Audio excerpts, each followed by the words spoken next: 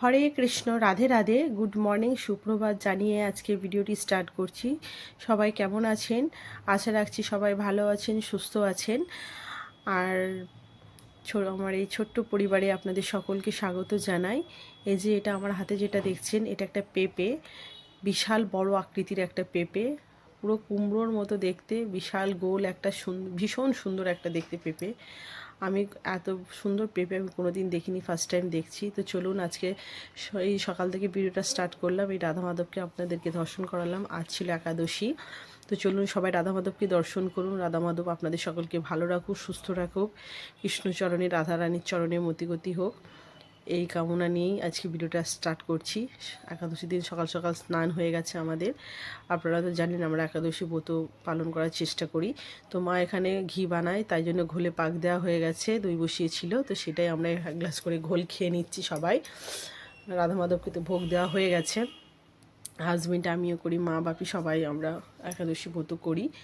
তো যাই হোক, আপনারাও চেষ্টা করবেন একাদশী ব্রত পালন করা। যদি না একান্ত পারেন, নানাজন নানা রকমের সমস্যা থাকে, কেউ বাইরের জগতে কাজে যান বা সংসারে নানা সমস্যার জন্য হয়ে ওঠে না, অবশ্যই চেষ্টা করবেন নিরামিষ খাবার দিন, ওই দিন মাছ মাংসকে একটু দূরে রেখে সকল বাড়ির সদস্যের জন্য নিরামিষ রান্না করার। আমরা এমনিতে প্রতিনিয়ত ধরুন সপ্তাহে কেউ একদিন কেউ দুদিন নিরামিষ তো খাই, তো আর একটা দিন না একাদশীর দিন না একটু চেষ্টা করলেন, একটু কষ্ট করলেন, দেখবেন রাধা মাধব অবশ্যই আপনাদের প্রতি কৃপা দৃষ্টি দেবেন। তো যাই হোক, এখানে সকালের আমাদের টিফিনের জন্য ফল তৈরি করছি, শসা, কলা আর আপেল। তো মা বাজারে গেছিলো, বাজার থেকে ফল নিয়ে এসেছে, সবজিও অনেক নিয়ে এসেছে। তো চলুন আপনাদের দেখাবো। আর আপনাদের কাছে একটু অনুরোধ জানাই, প্লিজ সবাই পুরো ভিডিওটা দেখুন, দেখে পাশে থাকুন, একটা লাইক দিন। আর ভিডিওর কোন অংশটা ভালো লাগছে অবশ্যই কমেন্টে জানাবেন। যদি না সাবস্ক্রাইব করা থাকে অবশ্যই সাবস্ক্রাইব করে পাশে থাকবেন। আর এই যে চলুন, আশা রাখছি পুরো ভিডিওটা দেখুন, স্ক্রিপ্ট না করে, আশা রাখছি আপনাদের ভালো লাগবে। আর এই যে বাদাম দিয়ে দিলাম, ভাজা বাদাম, এটাও বেশ ভালো লাগে, হাজব্যান্ডকেও খেতে দিয়ে দিচ্ছি। এই আজকে ফল সবজির ওপরেই আমরা খেয়ে আজকে সারাদিনটা থাকবো, আদার্স কিচ্ছু না। এই যে দেখুন মা কত বাজার থেকে সবজি নিয়ে এসেছে, কড়াইশুঁটি নিয়ে এসেছে, মিষ্টি আলু, ক্যাপসিকাম, মানে এই এত বাজার, সমস্ত ফল, লেবু, শসা, কলা, কুমড়ো, আর এই ঝিঙেগুলো এত বড় বড় আর ভীষণ নরম। তো এত সবজি নিয়ে এসেছে, সেগুলো আবার গুছিয়ে রাখতে হবে। আর এই যে একটা মেয়ে আছে, মেয়ে তো একাদশী করে না, ভাইও করতে পারে না, সারাদিন কাজের মধ্যে থাকে, তো খাওয়া দাওয়া ঠিকঠাক না হলে হয় না। তো তাই জন্য ঝিঙের সবজি হবে।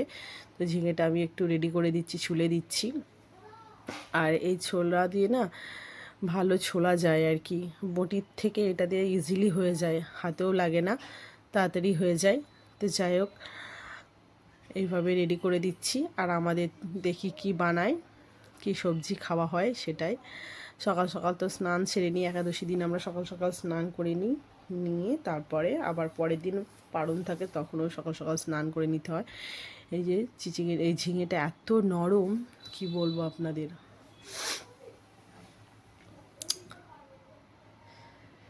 এই যে একটা ঝিঙেতে ওদের হয়ে যাবে। ভালো করে ছুলে নিয়েছি, নিয়ে আর একটু আগিয়ে দিই, স্নেহায় রান্না করবে। আর এখানে মেয়েকে দিয়েছি কড়াইশুঁটি ছাড়াতে, মেয়ে খেতে চেয়েছিল কড়াইশুঁটির পরোটা, তো সেই জন্য কড়াইশুঁটি আনা হয়েছে।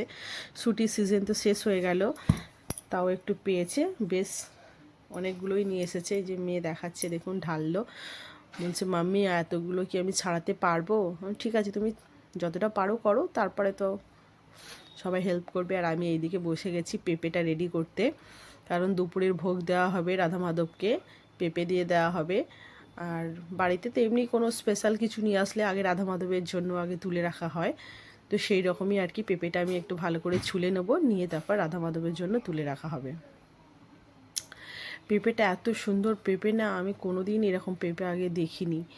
পুরো এক রকম, মানে একটা বল হয় না ফুটবল, ঠিক সেই রকম, এক রকম গোল।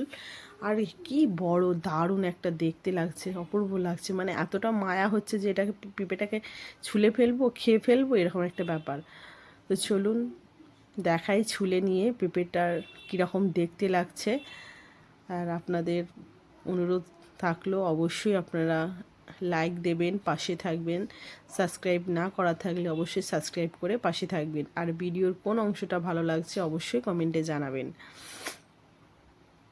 এই যে দেখুন, এবার আমি দেখুন না, পুরো বলের মতো লাগছে না বলুন তো? আপনারাই বলুন কেমন লাগছে দেখতে। আর কে কে এই ধরনের পেঁপে দেখেছেন সেটাও কমেন্টে জানাবেন। এই যে দেখুন, পুরো কুমড়োর মতো কতটা চওড়া লেয়ার, একদম দারুণ লাগছে, মনে হচ্ছে যেন একটা আস্ত কুমড়ো। দেখুন, আর এই দানা, এই পেঁপেটার দানা না সবাই চেয়েছে, এমনকি যে এই আঙ্কেলটা বিক্রি করেছে পেঁপেটা, সে আঙ্কেলটাও চেয়েছে যে মাকে যে দানাগুলো গুছিয়ে রাখবেন, আমাকে কিছু দেবেন, নিজেরাও তারপর আরও অনেকে যারা দেখেছে আর কি, সবাই দানা চেয়েছে। তো যাই হোক, দেখুন আমি পুরো কুমড়োর মতো করে ছোট ছোট করে টুকরো করে নিচ্ছি যাতে খেতেও সুবিধা হয়। যে বিশাল বড়, তো একটা বড় গামলার মধ্যে রেখেছি, ভরে গেছে দেখুন। আর এত মিষ্টি, গাছ পাকা তো, দারুণ মিষ্টি। তো এই যে দেখুন একবার রাস হয়ে গেছে কুমড়োই বলছি পেঁপেটাকে বারবার। তো যাই হোক, এখানে আমার ওটা রেডি হয়ে গেছে। আর সবজিগুলোই দেখুন, কত সবজি নিয়ে এসেছিলো, সেগুলো মা গুছিয়ে নিয়েছে, ফ্রিজে এবার তুলে রাখবে। এই যে সব এক জায়গায় যত্ন করে তুলে রেখেছে। আর এখানে আমি একাদশীর খাবারের জন্য কুমড়ো ভাজা করছি কাঁচা লঙ্কা দিয়ে, আর ভাজা করছি আলু সেদ্ধ করে নিয়েছি, সেটা বাদাম দিয়ে কাঁচা লঙ্কা দিয়ে ভাজা করব। তো চলুন আজকের মতো এটুকুই, আবার দেখাবে নতুন অন্য কোনো ভিডিও নিয়ে। সবাই ভালো থাকবেন, সুস্থ থাকবেন, আর চেষ্টা করবেন একাদশী ব্রত পালন করার। তো চলুন আজকের মতো টাটা, সবাই ভালো থাকবেন, সুস্থ